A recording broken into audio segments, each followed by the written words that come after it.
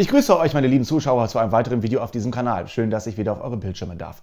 Dieses Video ist mal ein kleines Mecker-Video, was es so auf meinem Kanal eigentlich gar nicht gibt. Es handelt sich dabei um das Samsung Galaxy S7 Edge und das S8 Plus.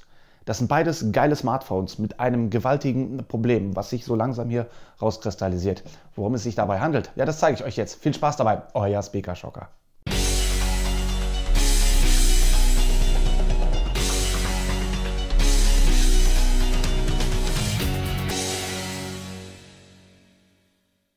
Dieses Video soll jetzt aber nicht irgendwie sagen, dass Samsung irgendwie schlecht ist, um Gottes Willen. Ich finde Samsung richtig megamäßig. Auch die Smartphones, die sie bauen, richtig genial. In den nächsten Wochen, Monaten kommt ja das Galaxy S10, genau so heißt das Ganze, auf den Markt. Und ich denke, das wird mein nächster Daily Driver, denn das Gerät hier wird dann langsam im Juli 2 Jahre alt. Und dann können wir wieder ein neues Handy aussuchen, vertragsmäßig, und dann werde ich mir das wahrscheinlich wieder gönnen. Denn ich finde die Handys einfach richtig schön. Sie sind schnell, zuverlässig und sehen einfach mal mega geil aus. Und das muss ein Handy bei mir einfach mal sein. Aber wenn die Hardware nicht mehr richtig funktioniert, dann ist scheiße. Und vielleicht habt ihr auch dasselbe Problem. Schreibt es mir einfach mal unten in die Kommentare. Und jetzt zeige ich euch einfach mal die ganze Problematik. Und wenn man sich jetzt das S7 Edge nochmal genauer anguckt, dann sieht das immer noch richtig sexy aus. Okay, Fingerabdrücke ist was anderes. Aber das Gerät kam 2016 auf den Markt und sieht immer noch richtig genial aus. Und das mag ich bei den Samsung-Geräten halt. Ich habe es immer so als Zweitgerät benutzt, neben mein Hauptgerät, um YouTube-Videos zu gucken, Kommentare zu beantworten, geschäftliche Dinge, E-Mails und sowas alles. Und für einen Abends oder so, da macht man ja nicht mehr das Display auf volle Kanne oder sowas. Und nichts aus weiterem Himmel.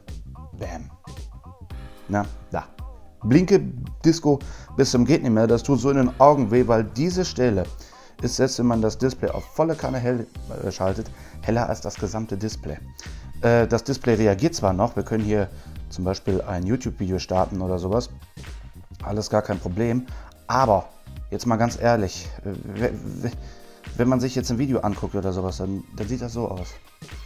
Ja, also das bringt mir überhaupt nichts, ne? Ewig lenkt das total ab, und wenn man hier jetzt was schreiben möchte, eine WhatsApp-Nachricht oder sowas, dann geht das auch schon sehr schwer, denn weil die Tastatur, die taucht gar nicht mehr richtig auf. Und das ist mehr als schade. Wenn man jetzt sagt, okay, pass auf, ich erhöhe die Displayhelligkeit einfach, gut. Dann geht das bis zum gewissen Grad und dann ist das irgendwann mal weg. Aber das ist leider kein Dauerzustand. Es ist leider ein Schaden, ein Mangel, der auf einmal aufgetreten ist, ohne weiteres. Und das finde ich sehr schade, Garantie ist abgelaufen. Sehr, sehr schade. Was allerdings schon seit längerem ist, und das finde ich sehr schade und fast schon beschissen, da frage ich mich, Samsung, was macht ihr da für Displays rein? Die sind ja nicht top in Ordnung.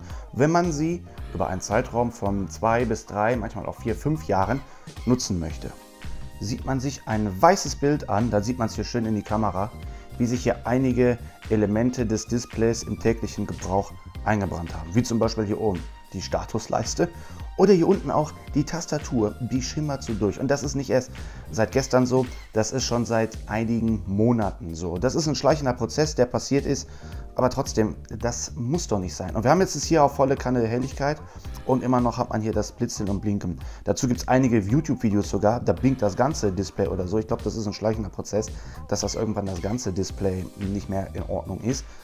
Oder beziehungsweise das Kabel, womit das Display mit dem Gerät verbunden ist, scheint da irgendwie lose zu sein, Wackelkontakt zu haben, wie auch immer.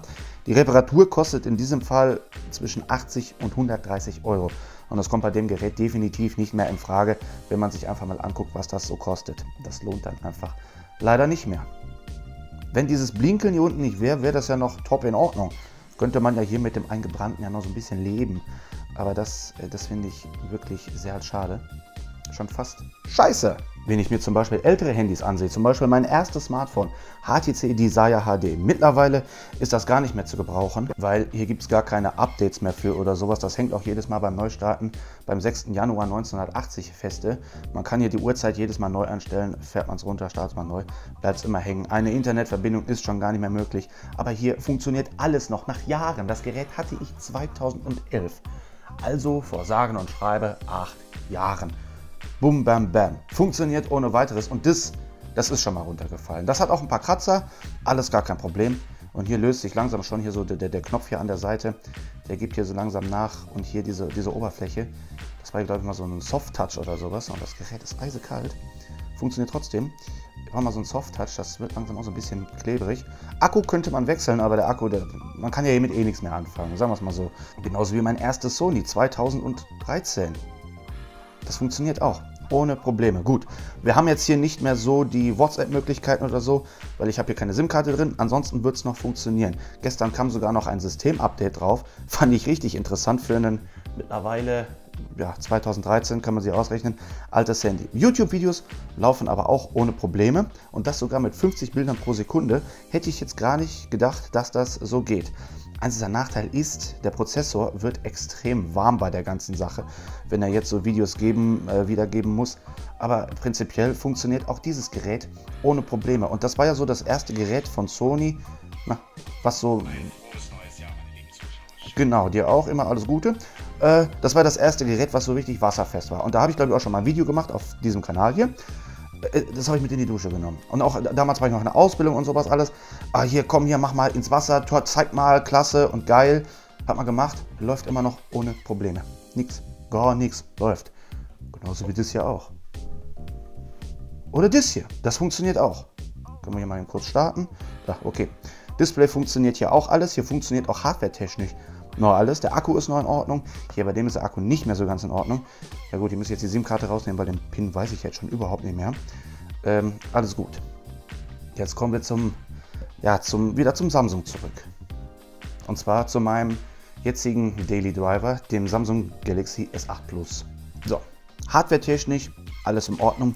Display allerdings nur noch so weit in Ordnung. Gucken wir, wenn ihr so ein bisschen her scrollt, mal gucken, ob es schon einen auffällt. Prozessor läuft alles noch, alles gar kein Problem. Hier, war mal ein Pixelfehler. Das fing ganz langsam an als kleiner Pixelfehler und wird inzwischen auch immer größer. Ne? Also irgendwann ist es mir am Anfang erst gar nicht aufgefallen. Ich denke nur irgendwann beim Scrollen, warum geht denn diese Markierung vom Scrollen nicht mehr hoch und runter und bleibt dann da stehen. Und dann habe ich gesehen, dass es ein Pixelfehler war und das wird immer größer. Das ist mir aufgefallen das erste Mal vor 1-2 Wochen. Da war es noch echt winzig, einzelne Pixel konnte man ja kaum sehen, aber es wird immer größer. Und da bin ich mal gespannt, was hier für ein schleichender Prozess ist. Schöne ist, hier habe ich noch Garantie drauf, also wenn das mir jetzt noch wirklich weiter auf den Sack gehen sollte, dann gehe ich einfach nach Vodafone oder so immer und sage einfach, hier, pass auf, das ist Käse. Und warum? Warum, liebe Samsung-Leute? Warum passiert das? Ihr macht so geile Sachen, aber warum kriegt sie es nicht hin, dass Handys 8 Jahre laufen? Ja, ziemlich blöde Sache, oder? Ich finde es wirklich peinlich. Darf nicht passieren, wenn man sich mal überlegt, was diese Geräte kosten. Und dann kann man ja wohl mindestens mal erwarten, dass die Geräte 5, 6, 7 oder noch viele Jahre länger halten als nur 1,5 oder 2 Jahre. Vielleicht habe ich hier aber auch wieder nur so Sonntagsgeräte, manchmal habe ich das Pech, aber vielleicht habt ihr ja auch irgendwelche Probleme. Schreibt es mal unten in die Kommentare, habt ihr jetzt irgendwelche Probleme mit Samsung, mit dem Display, auch speziell so wie ich es habe, ob ihr die Probleme habt oder ob ihr andere Smartphone-Probleme habt. Da können wir mal in den Kommentaren ein bisschen drüber uns unterhalten. Da bin ich mal sehr gespannt, was dabei rumkommt. Das soll es jetzt erstmal zu diesem Video gewesen sein. Das nächste Mal gibt es dann wieder ein Review von mir zu einem kleinen Teilchen. Und da stellt sich jetzt schon die Frage in dem Raum, wie günstig darf ein Stereo-Verstärker sein? Damit lasse ich euch jetzt in Ruhe und wünsche euch alles Gutes. Bleibt mir gesund und munter. Wenn euch das Video gefallen hat, gebt mir einen Daumen nach oben. Abonniert den Kanal, das ist kostenlos. Dann sehen wir uns das nächste Mal auch wieder. Das würde mich sehr freuen. Bleibt mir gesund und munter nochmal. Alles Gute. Bis dahin. Euer Speaker Schocker. Tschüss.